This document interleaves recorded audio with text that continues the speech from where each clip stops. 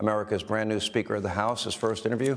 Mr. Speaker, good to see you, sir. Thanks, Sean. Welcome to Capitol Hill. All right, 2 weeks ago, did you think, have you gotten used to the word speaker yet? I haven't, Sean. I've been in the job about 48 hours now, and it's kind of surreal, to be honest. I just want to say at the outset here, God be with the law enforcement officers that are handling that situation in Maine. Our prayers have been with the families of that tragedy. Everyone here in the House was dialed in on that all day, and it's really something. So just to address that at the front end, we'd be remiss if we didn't mention it. Well, already, though, you're immersed in Democrats, and this happens with almost every shooting incident. The immediate call by the left in this country, we need more gun laws, we need more legislation. Yeah. What's your answer to that? At the end of the day, the problem is the human heart. It's not guns, it's not the weapons.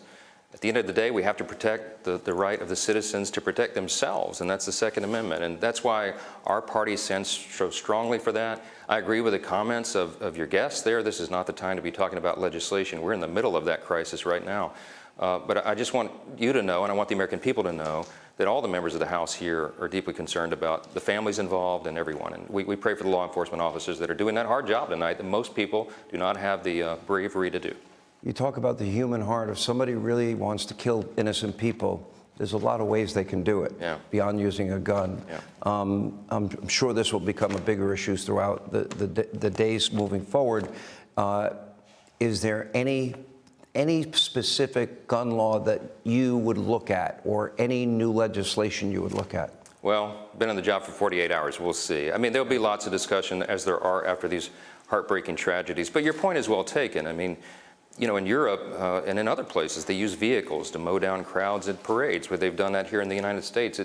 It's not the weapon, it's the underlying problem. I believe we have to address the root problems of these things, and mental health, obviously, as in this case, is a big issue. And we've got to seriously address that as a society and as a government, and there's lots of measures pending on that as well. You got a very warm welcome from the DNC. They said you were an anti-abortion, MAGA extremist, Mike Johnson. That was their first words. Welcome you. Well, oh yeah, welcome to your new job. Then they went on to say that you were the co-sponsor of to institute an extreme abortion ban. We'll get into detail nationwide. You want to cut Social Security and Medicare.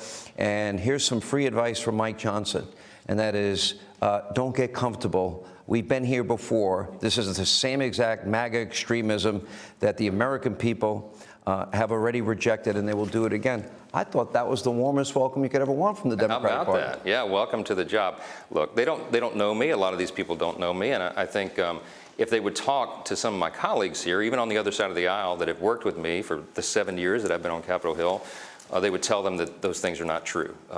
Give me a chance. Let me have a chance to lead here, and you'll see what I'm really about. Let me ask you, because a lot of people don't know you, and before I get to some really heavy-duty questions, issues of great national importance, what do you want people to know about you?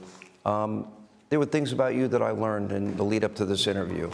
I didn't know that you didn't legally adopt a young 14-year-old, but you basically adopted him. It would have taken 4 years to finalize it. And he happened to be African-American, and he was your first son. And now you have 4 other children. And one of them, well, this son was named Michael. Your other 14-year-old is Jack. And you said some pretty deep, profound things that you think it is harder for your African-American son than your biological son in life. Are you saying that's institutional racism in the country? What were you referring to? No, it's a reality, though, having raised 2 14-year-old boys in America, in the state of Louisiana. They had different experiences, and I'm not so sure it was all about skin color, but it is about culture and society. Michael, our first, came from a really troubled background and had a lot of challenges. Jack, on the other hand, was raised in our household from the time he was born. And it just struck me, Sean, that it's a reality that, you know, there are different paths in life, and people have lots of things they have to overcome. And so it gives you a lot of empathy. It allows you to see into the heart of people and really try to understand them better. And that comes in handy in this arena, because we're really expected to hate our colleagues on the other side of the aisle and beat them all the time as enemies, politically speaking.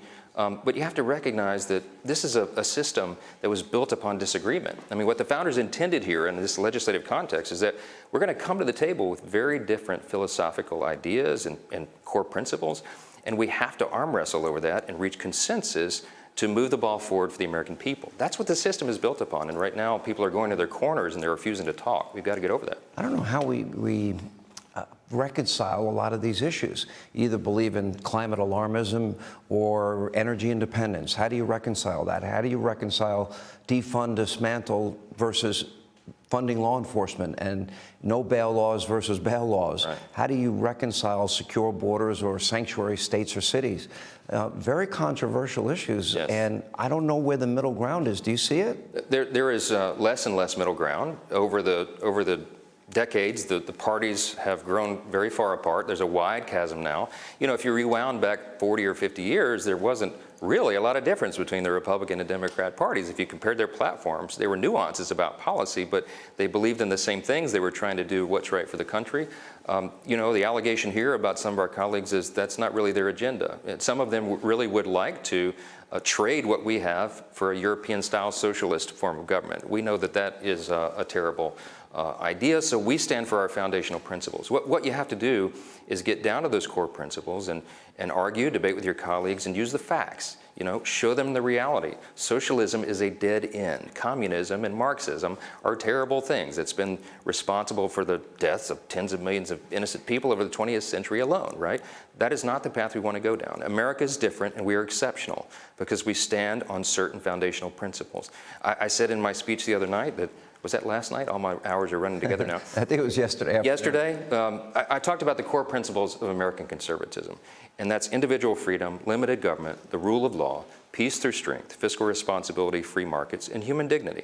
And under each of those, there would be subcategories. But that's what we stand for. I call them the core principles of American conservatism, but it's really the core principles of America itself. We're different. We're exceptional. The reason we're the freest, most powerful, most successful nation in the history of the world is because that's what we stand for. And those values and those principles are under assault right now, and we have to defend them here every day with everything we have. Let me ask you, you had a bipartisan briefing with President Biden. Hakeem Jeffries was there. Other leaders were there. You got a phone call from President Biden.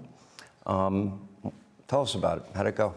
Well, I actually had a visit with the president at the White House today for about 15 minutes or 15 or 20 minutes. The other parties were running late, so it was he and I sitting there together.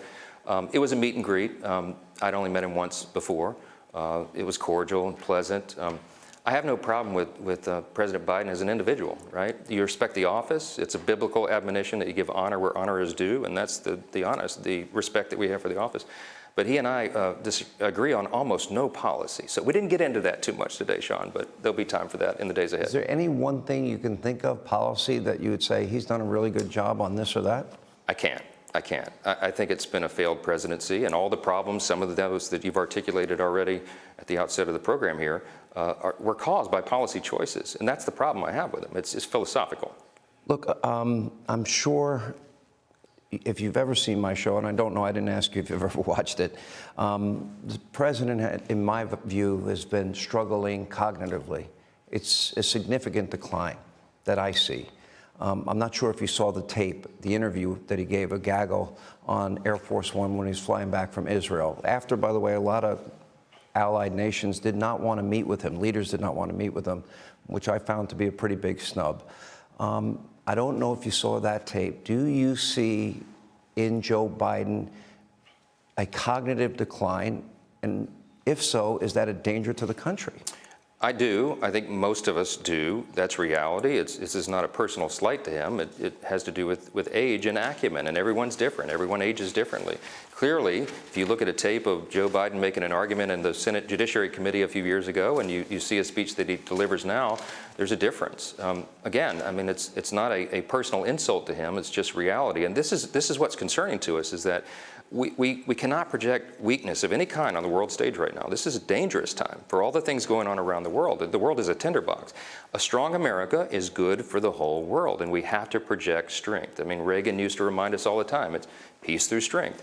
If America shows weakness, It invites aggression by our adversaries, and that's what you're seeing around the world. So I think that's a really important thing to remember. And also, Sean, remember, I've been watching your show since as long as I can remember. I don't know, 25 years almost? I love when people tell me, I've been watching you since I've been in first grade. I mean, I remember when, feel really good. I remember when your hair was darker than mine. It was a lot darker. By the way, as Speaker, I think you're going to catch up pretty quick. It's already happening. Especially with the smaller majority. Yeah. Already, the press, the left have come at you and come at you hard. Specifically, I'll give you two big issues. One on the issue, you once worked for the Alliance Defense Fund, a Christian advocacy group, and comments you had made both in writing and advocacy for this group about homosexuality, calling it sinful, destructive, and not supporting gay marriage. Quote, no clear right to sodomy in the Constitution. You have been getting hammered on this. Yeah. And I want to ask you about it. I want to know exactly, where you stand. Some of these comments were 15 years ago. I don't even remember some of them. I was a litigator that was called upon to defend the state marriage amendments. If you remember back in the early 2000s, I think it was over 35 states, somewhere in that number, that the people went to the ballot in their respective states and they amended their state constitutions to say marriage is one man, one woman. Well, I was a religious liberty defense lawyer and I was called to go in and defend those cases in the courts. Let me state this very clearly, and there's been questions about this. Let me say where I am. Anybody that knows me will tell you this is true. I am a rule of law guy. I made a career defending the rule of law. I respect the rule of law. When the Supreme Court issued the Obergefell opinion, that became the law of the land, okay? I respect the rule of law, but I also genuinely love all people, regardless of their lifestyle choices. This is not about the people themselves. I am a Bible-believing Christian. Someone asked me today in the media, they said, it's curious, people are curious, what does Mike Johnson think about any issue under the sun? I said, well, go pick up a Bible off your shelf and read it. That's my worldview. That's what I believe. And so that's I make your no personal problem. worldview. It's my personal worldview. But here's the thing. Everybody comes to the House of Representatives with deep personal convictions. But all of our personal convictions are not going to become law. This is a big body of people. There's 435 members in the House. You have to argue and find consensus and all of that. So I have no agenda other than what's best for the American people and to defend the rule of law, and that's what we're doing. Well, then, let me ask you on the issue of abortion, where you've been very pro-life. Yeah. Obviously, that comes from your issue as faith. You had argued against Roe, bad law. Yes. Dobbs happened. Yes. That issue now has been sent back to the states. On either one of these issues, gay marriage, abortion, in the next 14 months, as you're going to be the Speaker of the House, assuming the motion to vacate never comes up, which I think is awful, shouldn't be there. I think we're going to change. Or have a higher bar, certainly, 25 people instead of just any one member. But on those two issues where they've come at you so hard, and you're explaining your personal view and you're kind of bifurcating it or away from your political view, do you see any scenario where either one of those issues would be an agenda item for you and the Republicans for the next 14 months or at any point down the line? Well, first of all, on the marriage issue, no one has discussed that for as long as I can remember. This has been settled by the Supreme Court in the Obergefell opinion in 2015. So that's the decision. Now, they changed the definition of marriage that had been regarded by basically every human society for 5,000 years, but when 5 justices on the Supreme Court changed it, that became the law of the land. I'm a constitutional law attorney. I respect that, and we move forward. The abortion issue is different. The table was just reset with Dobbs' opinion overturned Roe, which I thought was one of the worst, probably the worst, Supreme Court opinion. Roe v. Wade. Roe v. Wade, yes, the most erroneous court opinion that had been So issued. you like it back, you like the states to decide? We argued my entire career for 25 years that the states should have the right to do this. There's no national consensus among the people on what to do with that issue on a federal level, for certain. We have such big priorities in this moment right now, Sean. We have Israel being attacked. We have unrest. We have the Ukraine situation we've got to deal with. We have China being aggressive. We have Iran with all the meddling, and China, Russia, and Iran working together. This is a dangerous time. The economy is in the tank. The border's overrun. People are dying from fentanyl poisoning. All of these issues. These are the frontline matters that have our attention right now, and the rest of these things, they're just using for political attacks. So basically you're saying these issues will not be coming up, and you're going to focus on the agenda items that you have laid out already and the ones you just mentioned, which we will go into some detail with. Let me ask you one other question on this, and this has come up as, controversial. You had authored legislation called the Stop the Sexualization of Children Act of 2022. Okay, now, I looked deeply into this act. Your critics have said, or dubbed it, it's a federal don't say gay measure.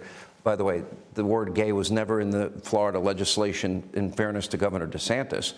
And yet, this, when you look at exactly what this is, it would prohibit the use of federal funds to develop, implement, facilitate, or fund any sexually oriented program, event, literature for children under the age of 10. Now, a lot of our kids in a lot of school districts around the country, they can't read, write, do math, science. They're not learning history, and they certainly need to learn computers. So, to the age of 10, very specifically. But you're not talking about anything beyond that. No, and if you poll this anywhere in the country, almost any state, any community, they're going to say moms and dads should be the ones responsible for talking about these sensitive issues with their children, not the public school system. I mean, I'll take that debate anywhere, at Main Street, in any town hall, in any city in America. I would love for them to challenge us on that, because that's what the American people believe, and that's what I believe. Let me ask, I have a lot of questions. As you point out, there is a lot going on in the world right now. Let me throw some numbers at you, because I think they're very important. We've got war in Europe, we've got Ukraine, and we got Russia. And it seems very precarious there. Already, Joe Biden has given $76.8 billion to Ukraine. He wants $61 billion more. He wants $14 billion to go to Israel. And I think and then he wants to put money on the border, probably to satisfy conservatives in the House and get their support on Ukraine, for example, which seems to be his top priority. A big disparity in the amount of money.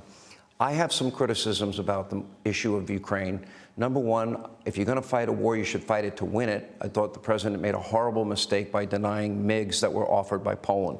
I think the president made a horrible mistake trying to put handcuffs on the Ukrainian army, led by Zelensky, on the issue of how they will fight and what weapons they can and cannot use, like cluster bombs.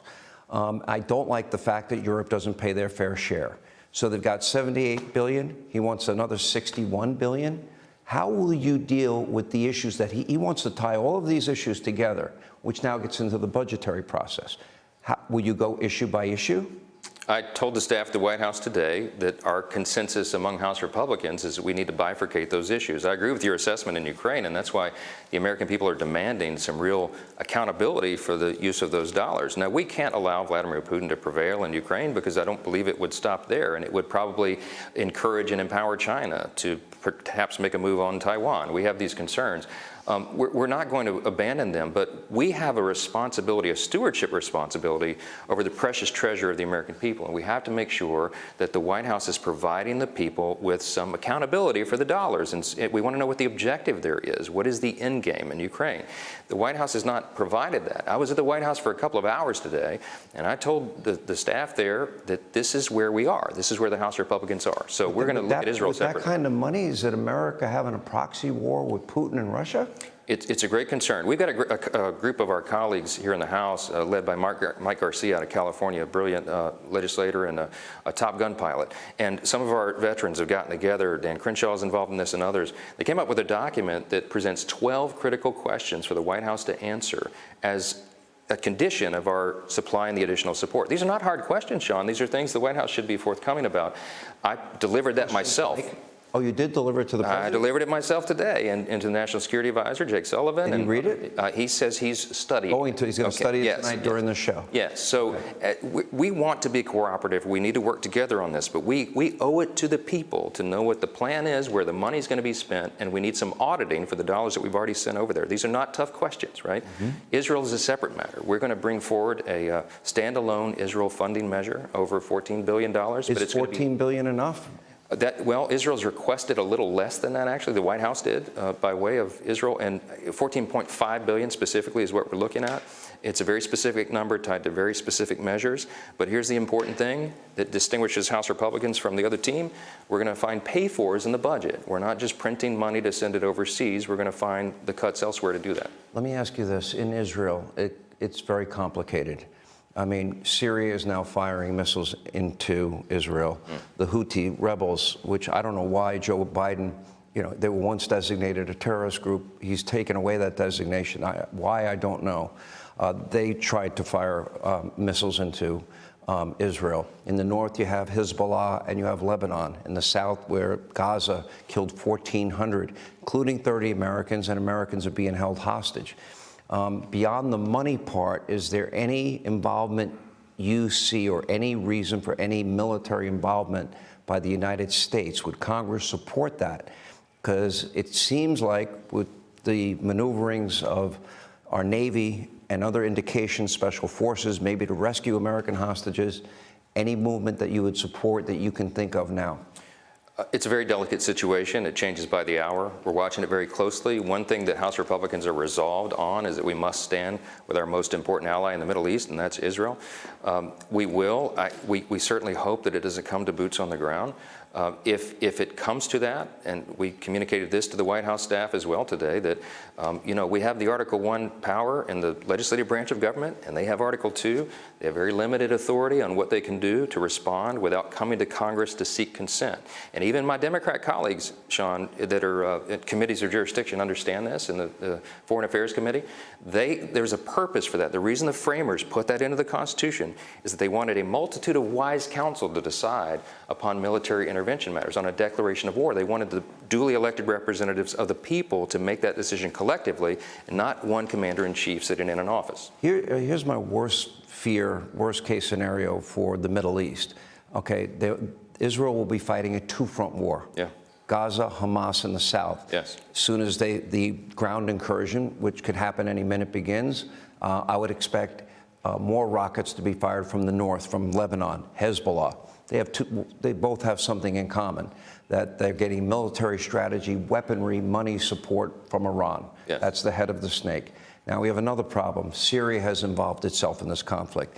Another problem, the Houthis seem to be wanting to involve themselves, and you've had comments made by the leaders of Iran that they themselves may get involved in a conflict. If that happens, correct me if you think I'm wrong, I would say all bets are off in the Middle East. We could have a full-out war in the Middle East, Israel at the center of it, and at that point, if Israel's existence is put in jeopardy, I don't think Prime Minister Netanyahu, who I've known for almost 30 years, I don't think there's anything he won't do to preserve and protect his country from people that have committed their lives to destroy it. He has to do that, and around here, people throw around the phrase existential threat. They have an existential threat every day. I mean, their neighbors want to eliminate them and wipe them off the map. So Prime Minister Netanyahu is resolved. I've spent time with him personally. I know him as well. I think he's a strong leader at this important time, and I think he's going to do what is necessary. And America will back him up. I mean, they tell us when we're in Israel, and you've been there, they say the reason that we are able to sustain ourselves and survive is because everyone knows that our big ally is America. And that's an important role that we have in the world. We're not the world's policeman, but a strong America, as I said, is good for the whole world because it's the perception that we would be there to defend freedom. And that's been our role. That's the Reagan doctrine. A lot of our friends in our party are becoming more isolationist and understand the concerns. We can't be dropping money out of helicopters all around the world because we also have a $33.5 trillion federal debt of our own. I saw a sign on the way in, it said 33.6. Did we go to 6? Great. Probably from this afternoon. Exactly. It goes so Scary. fast you can't track it. And that's the concern. You know, we deeply care and are concerned about all nations of free people around the world, but we have to take care of our own house first. And so that's also part of this delicate calculation and the decision. I've been to Israel during a flare-up in, I believe it was 2014, and at that point I got to see up front and go inside the terror tunnels that are built by Hamas. By the way, all of the money and resources that was given to the Palestinian people for infrastructure, for schools and hospitals. Yeah. But they have this massive network of terror tunnels.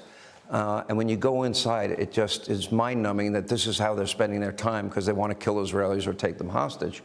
Right. But it taught me a lot about, and being in border cities, one border city in particular, that wrote, 10,000 rockets they've been hit with in 10 years.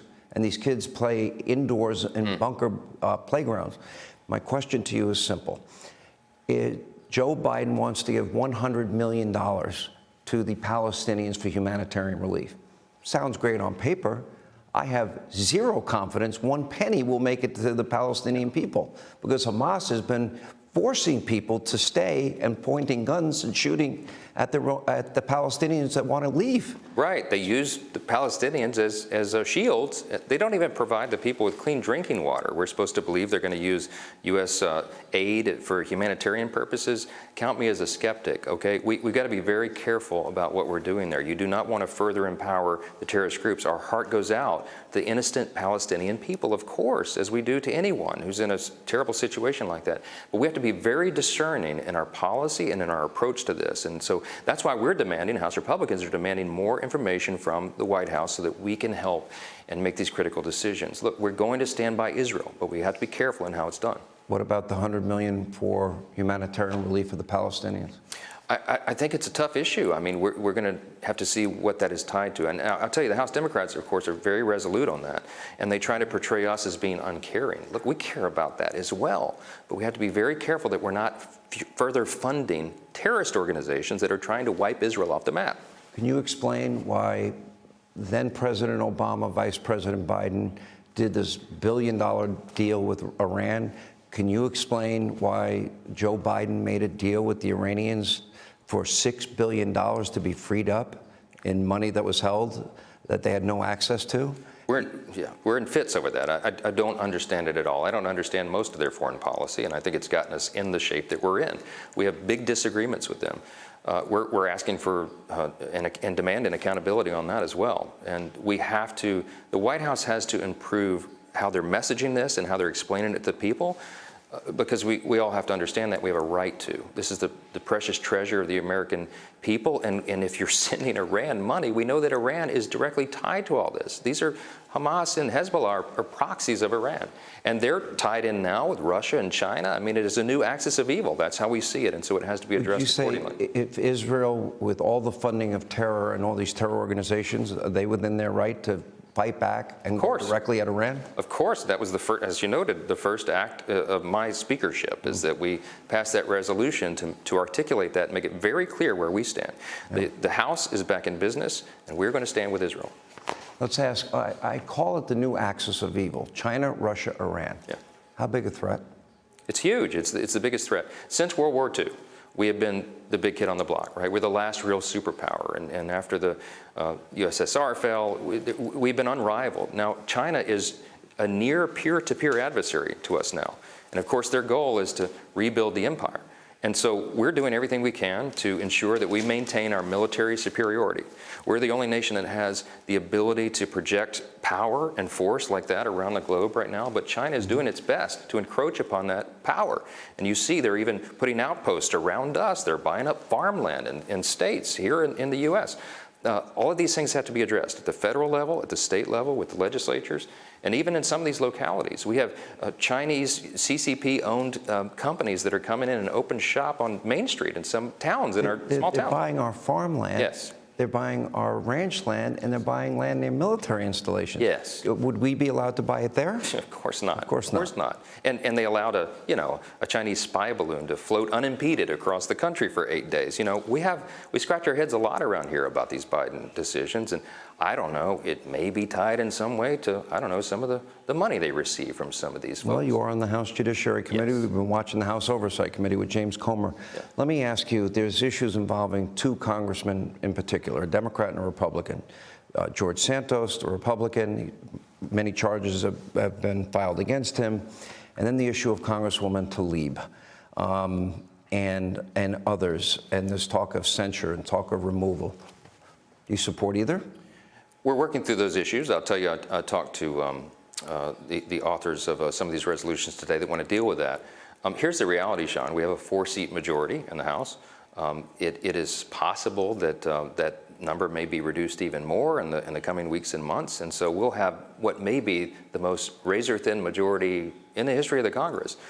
We have no margin for error. And so George Santos is due process, right? He is, my understanding is, I think he's appearing in a federal court tomorrow, and we have to allow due process to play itself out. That's what our system of justice is for. He's not convicted, he's charged. Not convicted. He's charged. And so if we're going to expel people from Congress just because they're charged with a crime, then, or accused, that's a problem. Joe Biden has allowed over 7.5 million people into this country illegally. It'll be probably over 8 million even people on terror watch lists, even people from countries like Iran and Syria. How do you get the border secure? And what is your assessment of Secretary of Homeland Security, Mayorkas? Should he be impeached? Listen, you know that my duties here have included Judiciary and the Select Committee on the Weaponization of the federal government. In my assessment, almost every federal agency under the Biden administration has been weaponized. The very agencies that were designed to protect and serve the people are now being used against them, and we have many examples of that, and you've talked about all of it on your show before. Look, Mayorkas has been an abject failure in his position. I believe he has committed impeachable offenses, and I've been on record saying that for a long, long time. In fact, he appeared in an oversight hearing in our House Judiciary Committee. We have jurisdiction over his department. Less than 4 months into office, and I saw where this was headed, and I told him in a clip that went viral, Mr. Mayorkas, you need to get your resume prepared, because I thought he was headed towards a dead end on this. Look, the investigations are going forward. Jamie Comer and the Oversight Committee are doing an exceptional job. Jim Jordan, who's the chairman of Judiciary, has helped lead on that. We've gotten a lot of information on all these issues. Well, you're on the Judiciary Committee. Let me ask you, do you believe that Joe Biden's Department of Justice, do you believe our FBI has been politicized? Do you believe it's been weaponized? Do we have a dual justice system? Absolutely. We have a two-tiered system of justice, and that erodes the people's faith in our system of justice itself. And this is what I reminded Merrick Garland when he was in front of us, the Attorney General, Christopher Wray at the FBI. The greatest threat here is not these individual issues. It's that the people are losing their faith in our system of justice. And Sean, you cannot maintain a constitutional republic, a government of, by, and for the people, if the people doubt that the system is fair. You know, if they believe there's two tiers of justice, then the system doesn't work at all. And so I think Garland's been a great threat. I think he's the worst Attorney General in the history of the United States. Joe Biden swore to the American people, both as a candidate and as president. Not one time did he ever speak to his son, his brother, or anybody for that matter about their foreign business dealings. We know that is a flat-out lie. We've learned from James Comer and his investigation that we are talking about tens of millions of dollars taken in from a lot of adversarial countries, some of our top geopolitical foes like China, Russia, Ukraine, Romania, Mexico, other countries, tens of millions. They've discovered all of these shell corporations. They've discovered 9 particular Biden family members have been paid. And then you have the issue of Joe on tape admitting that he used our money, taxpayer money, to leverage $1 billion in loan guarantees, which was Obama administration policy to fire a prosecutor investigating his son. Well, one of the benefits of that, his son continued to get paid for a job he admits he had no experience in at a time where he was dealing with a drug problem. What does that sound like to you? That's a pretty good recitation of the facts. And as John Adams said, facts are stubborn things. They're hard to ignore. I believe the documents are proving all that. As my good brother Jamie Comer often says, the bank records don't lie. So we have the receipts on so much of this now. It's a real problem. That's the reason that we shifted into the impeachment inquiry stage on the president himself. Because if in fact all the evidence leads to where we believe it will, that's very likely impeachable offenses. You know, that's listed as a cause for impeachment in the Constitution. You know, bribery and other high crimes and misdemeanors. Bribery is listed there, and it looks and smells a lot like that. And I think the evidence, we're going to follow the truth where it leads. We're going to engage in due process because, again, we're the rule of law party. I know people are getting anxious and they're getting restless and they just want somebody to be impeached, but that's not. We don't do that like the other team. We have to base it upon the evidence, and the evidence is coming together. We'll see where it leads. Let me go back to the budget, if I may, for a second. This whole issue of regular order. We have 4 of the 12 appropriations bills that have already been dealt with.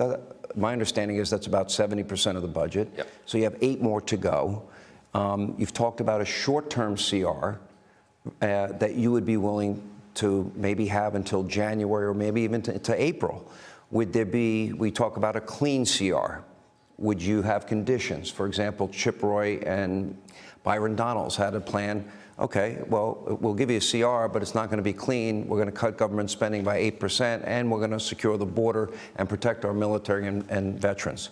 Would you have conditions to a CR? I think we have to, if indeed we do that. November 17th, of course, is the deadline that was extended. You've got about It's coming quickly. 21 days. And we're speeding it up as quickly as possible. That was my commitment to my colleagues when they named me Speaker of the House, and that work began today. In fact, we passed one of the approach bills just a couple of hours ago before you arrived here. We got it off the House floor, the energy and water bill. That was a big box that we had to check, and we did that. And so we're going forward. Chip and Byron are at the table with others. We're working through this with the ideas and trying to ensure that if another stopgap measure is required, that we do it with certain conditions. And I think there will be conditions the American people can live with and a consensus that we can build around here in the House. Let me ask you this. We have 2/3 of this country now are living paycheck to paycheck. Yes. Many of those people can't afford bare necessities. I know Biden's been crowing about Bidenomics. I know they got good numbers today.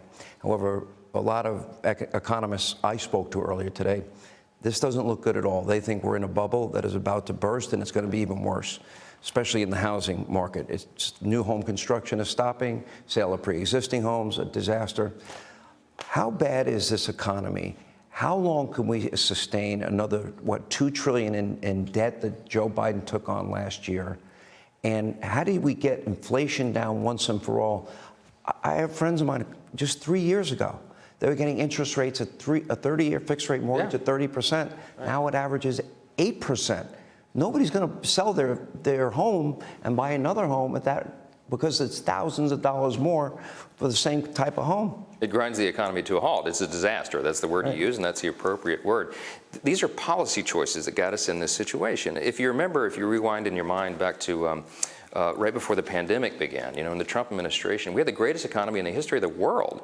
And it wasn't by happenstance. It's because we cut taxes, cut regulations. We focused on American energy dominance. We were doing and following all the policies that led to economic success and growth for all Americans, everyone in every demographic. All boats were rising. We can achieve that again, but you have to do almost exactly the opposite of what the Biden administration is pursuing and doing. This is not rocket science, but we're so far down the road now that we have to make these changes quickly. And we're trying to urge our Democrat colleagues to take a look, again, at the basic facts. I mean, interest rates are so high now. They're going to continue to rise, apparently. Double digit. I could see it coming. All right, let me ask maybe the question this way, because you do have such a small majority. And obviously that didn't help Kevin McCarthy. I think you should get rid of the motion to vacate and raise the bar dramatically, 20, 25 people at least. My question is specifically on the economy. If you pass your budgets in the House, you're going to send it over to the Senate. They're going to rip it up line by line. You'll go into conference. But the only way you can succeed is if you, as Speaker, are able to hold your slim majority. Yes. That's going to be a Herculean task. How do you plan on doing that? With truth and transparency and relationships. This is a business that's based on that. And my colleagues trust me. I'm grateful for that. It's earned. And I'm going to do well by them, or we're going to govern well. We're going to show the American people we can. When you get into the negotiations in the conference committee, the Speaker of the House and the leader of our party has to have a strong hand. And so if we can keep the team together, keep rowing in the same direction. Look, everybody's got to give up on some of their preferences. None of us are going to get everything we want. I'll never ask any of my colleagues to compromise core principles because I share those principles with them, right? But Ronald Reagan used to teach us I'd rather get 80% of what I want than go over the cliff with a flag waving. I still believe in that idea, and I'm very optimistic. I am bullish on the future of America. I am bullish on our chances to change the way Washington works, Sean. We have a once-in-a-lifetime opportunity here. That's the vision I've cast to my colleagues. I believe it to my core. We're going to take this day by day, decision by decision, but keep everybody together and move the ball forward for the American people. I genuinely believe that we can get this done. One of the things that I have said over and over again to anybody that will listen, although I can look in this camera and say, honestly, nobody ever listens to me. Not true, not true. But I try. It's my strong belief that all Republicans, you're either going to win together or you're going to be, in the eyes of the American people, you're going to win on your agenda or you're going to lose. And I don't see any way of winning if you don't all stick together. I know you have this disparate group of egos, if you will. I hope everybody will maybe hear your admonition and work together as a team and go forward, fix our border? Can we become energy dominant and maybe start paying down our debt? Can we come up with sound foreign policy to help out our allies in a time of, a dire time for them? I mean, these challenges run deep. And then you have the issue of law and order, safety, security, open borders. Pretty scary times. Do you think this country's in decline? I think right now we're in very desperate times. I think the hour is late and the crisis is great, but here's why I'm encouraged. In previous generations of Americans, from the framers, the founders of this country, all the way through, at times the Revolutionary period, the Civil War, the Great Depression, the other world wars, when the leaders here got in trouble that was beyond the scope of what they could solve themselves, individually or collectively, you know what they did? They sought divine guidance for it. We have In God We Trust right above the rostrum there, and I pointed that out in my speech. Is this the Ben Franklin moment? It is a Ben Franklin moment. Constitutional Convention. Exactly right. It's the same thing, and we're calling one another to humble ourselves and recognize that the challenges are so great, but that's where a real opportunity is presented. I believe that God is not done with America yet, okay? I still believe in that motto. It's not just a quaint saying to me. It's what the nation was founded upon, this belief. It's what distinguishes us from all these other communist, Marxist, socialist countries around the world. It's the key to our greatness, and we ought to appeal to that. And I believe if we do, that God is going to give us his favor, and I believe we're going to solve these problems. I did ask you before the show, and I'll make this the last question, and I said, because I believe that if you take this majority and you can somehow pull these disparate groups together, I do believe it would be good for the country, because I'm very clear about my conservatism. I believe those policies are best for our country, and I want the best for our country. This country, I've had a life, frankly, that's undeserved.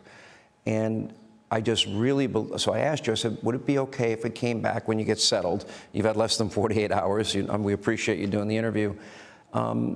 And bring the disparate groups in a room and do it for an hour and see what issues that we can find full agreement on.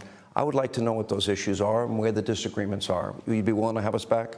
Of course, we're working on that, and that's a great admonition. Look, this place is filled with people of good faith, of deep conviction, and they understand the necessity of working together. There's some big egos, Mr. Speaker. Yeah, well, but Washington has that sometimes. We're going to work through it. I'm optimistic. All right, Mr. Speaker, we appreciate your time. Thank you. Godspeed. Thank you for being with us. Hey, Sean Hannity here. Hey, click here to subscribe to Fox News YouTube page and catch our hottest interviews and most compelling analysis. You will not get it anywhere else.